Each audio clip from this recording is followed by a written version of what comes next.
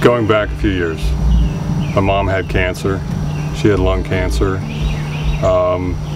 She battled it successfully. It wasn't what ultimately killed her, but I know that she went through a great deal of pain for a period of time until she got a clean bill of health.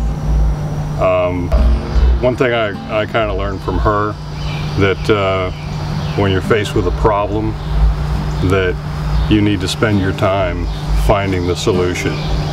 You know, it took several months and there was highs and lows, but we didn't, you know, break the feeling of having that confidence level that you know, we would get past this and we would move on. This would only be a bump in the road, right, in the you know, the life that we've always, you know, planned on having with each other. Like I said, I dealt with it with my mom. I had my sister-in-law died. She lost a battle to cancer. One of her sons, my nephew, he died to cancer. Right. So, you know, losing family members to this, you know, wasn't foreign. You know, just didn't choose to do it this time. You wouldn't choose to do this. It chooses you. But it makes you a stronger, better person if you get past it.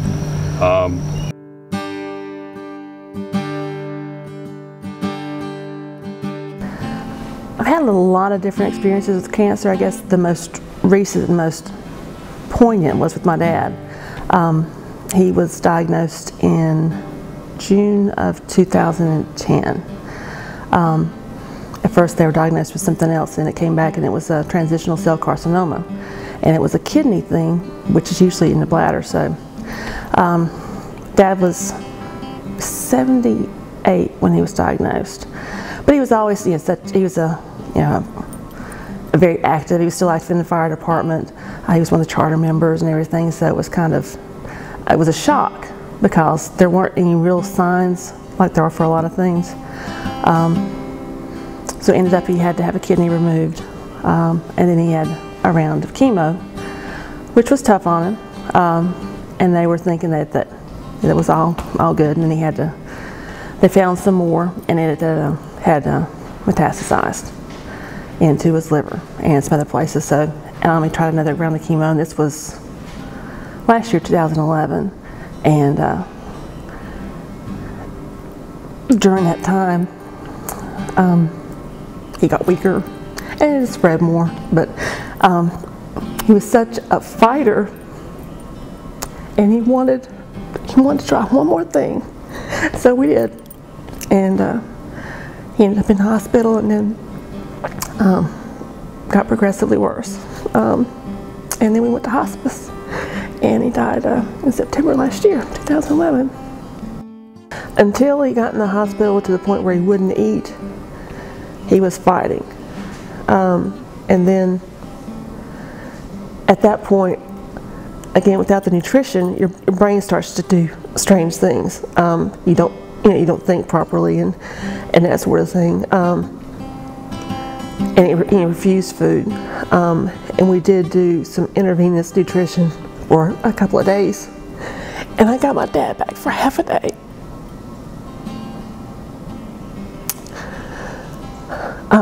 But that was only a short-term solution, and nothing he wanted. He did not want any sort of, major measures. He made that very clear.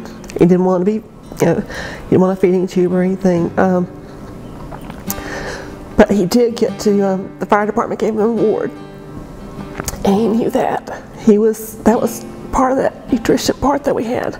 But yeah, until things started transitioning like that, he fought.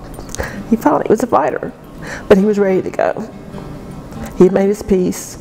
He told our preacher that he thought the Lord had one more thing for him to do. He didn't know what it was, but he had one more thing for him to do. That's the plaque he was given, and he knew it. And he loved it. He was a patriarch at the fire department. He'd give him hell too. Miss Daddy-O.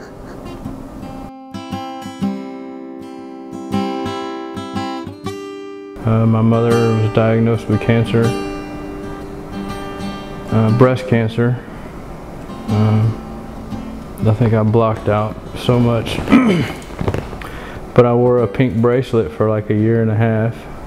I didn't take it off until she was cleared, you know, but it was kind of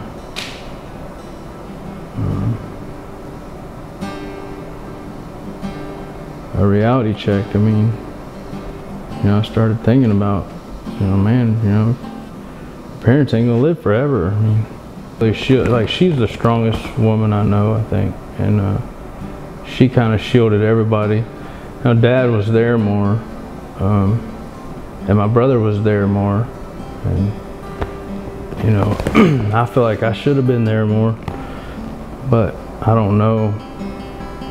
You know, I don't know if it's just because I couldn't deal with it. I would go and I always would bring a happy face and act like my normal crazy self, and you know, try to bring a smile to her. I mean, I wish I'd have been there for her more. I wish I'd have been there for Dad more, because he needed a lot of support too.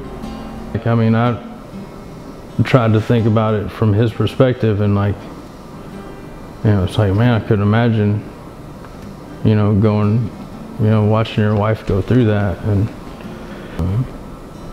but Dad, I mean, even though he was, you know, going through it too, he was always there. I mean, he was always there.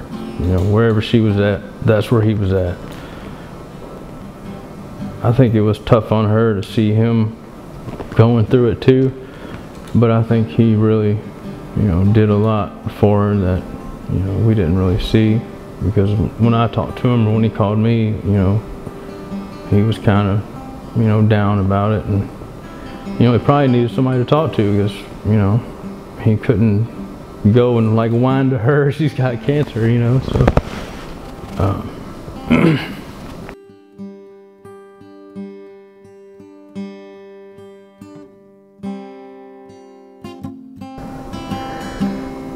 just to know that what you're doing is fine. You're doing the best that you can. And it'll never be enough in your own mind. It doesn't matter if you could bring a cure today, it still wouldn't be enough in your mind. Just knowing what you're doing is fine. Reach out for help. Look for resources. Listen. Take some time for yourself. Try to make a little bit of time for yourself and those relationships in your family, with your spouse and your children, because it's so easy for cancer and the treatment and everything just to kind of overwhelm everything. Be their rock. Be their rock. Be there for them. No matter what. As the person having gone through this, as the spouse of the spouse, I think I would have been great with him not always being quite as stoic. That if I was busy being stoic, it was okay if he broke down a little bit, you know? I think that I learned it's very important to be there no matter what's going on. I think if I had cancer, it would be there and be quiet. Like, don't leave, but don't really, you know, some people probably will want to talk about it, and that's good. I mean, I think it's good to show your emotions and talk about things, and sometimes it's good to just be there and not say a word. Just keep somebody company.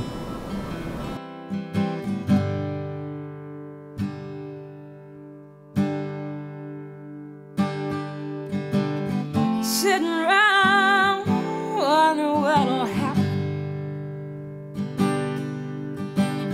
making plans for a life I may not see, yeah. Hoping I can fly over this mountain, praying that I'll have the strength